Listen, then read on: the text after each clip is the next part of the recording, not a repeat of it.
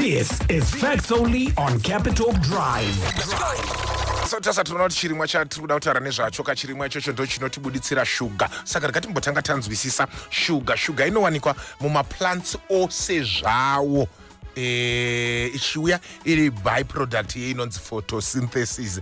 Asi shuga yatinoziva yatinoshandisa inowanikwawo kane wandu wakafanira kazvekuzoitawo production chaiyo inowanikwawo kamu2 maplants anoti nzimbe pamwe chetewo zvakare neinonzi sugar beet. So tichitarisa tinoti 75% yeshuga inobvawo kamunzimbe iyo inonyanyawo kurimwa mune anonzi matropical conditions, then 25% yobvawo kamusugar beet iyo inoitawo kamunzvimbo nyangwe dzinotonhora like ana Russia nana Ukraine.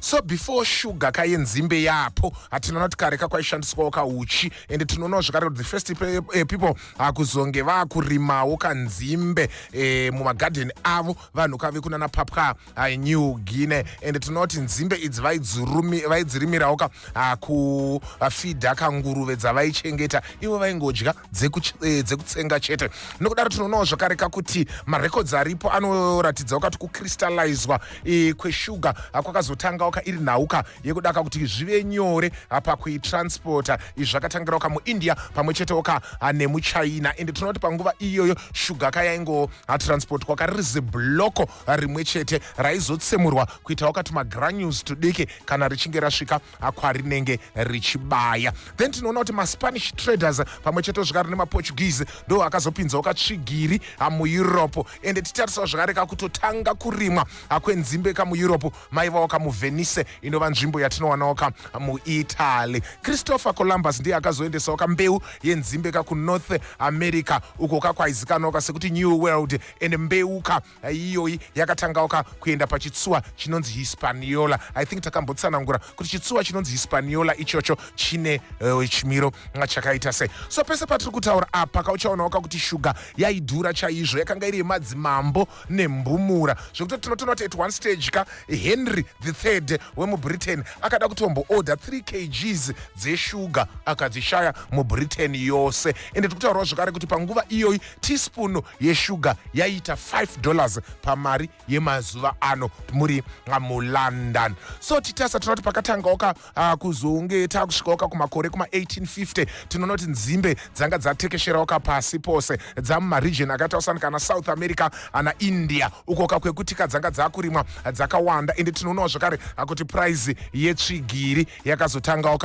kupota ichidzika zvekuti pamakore ekuna 1905 tinoona kuti even working class yemuEurope yakanga yakwanisawo zvakare kushandisawo kashuga, ende tarisawo zvakare tinoona kuti shuga yaishandiswa muzvinhu zvavaibheka porridge pamwe chetewo zvakare nemapuddings. Asi chinhu chakanyanya kuzenge chichinyatsobhenefita pakuuyawo kwetsvigiri iti mwana wamudara inovawo katsika irikoka nanhasi wose. Titasa iro bizo kana kuti vara rekuti shuga tinoti rinobvawo mutauro unonzi Sanskrit richibva pavara rekuti shakwa zvichireva kuti gravel kana kuti sende pamusaka pekuti shuga inoitawo sejecha magranules ayo. Tikaendawo muArabic tinoti shuga vanoiti saka, kana tiri muTurkish inonzi sheka, kana tiri muItalian inonzi zukero. So ukaona munhu anenge achinzi zukero neItalian kureva kuti munhu iye anenge achinzi tsvigiri handiti. Asi titarisa tinoona kuti shuga yakatanga pacho kugadzirwawo tinoonawo zvakare yaisatorwa sesweetener asi yaiswawo pamaspices akaitawo kana ginger, ana cinnamon, ana saffron ichishandiswawo nevapfumi kunakisawo chikafu chavo. Shugawo zvakare tinoona kuti yaishandiswa zvakare semushonga kunana Iraq.